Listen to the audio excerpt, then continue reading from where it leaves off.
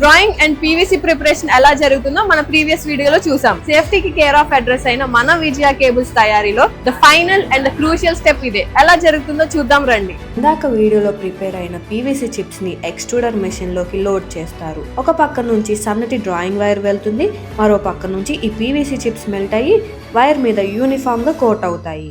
ఈ స్టెప్ మాత్రం చాలా కేర్ఫుల్ గా చేస్తారు. ఇన్సులేషన్ థిక్నెస్ పర్ఫెక్ట్ గా ఉండాలి, అప్పుడే వైర్ కి షాక్ ప్రూఫ్ క్వాలిటీ వస్తుంది. కోటింగ్ అయిన వెంటనే వైర్ మళ్ళీ ఒక కూలింగ్ ట్యాంక్ నుంచి వెళ్తుంది. దీనివల్ల ఆ పీవీసీ ఇన్సులేషన్ వైర్ కి స్ట్రాంగ్ గా గట్టిగా అతుక్కుపోతుంది.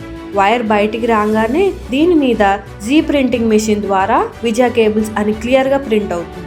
అన్నిటికన్నా ముఖ్యమైన విషయం క్వాంటిటీ. ఇక్కడ 1 మీటర్ వీల్ ఉపయోగిస్తారు. ఈ వీల్ 2 టైమ్స్ తిరిగితే కరెక్ట్ గా 1 మీటర్ వైర్ పాస్ అయినట్టు లెక్క. ఈ మిషన్ లో స్పెషల్ సెన్సార్స్ యాడ్ చేశారు. ప్రతి మీటర్ ని ఈ సెన్సార్ యాక్యురేట్ గా ట్రాక్ చేస్తుంది.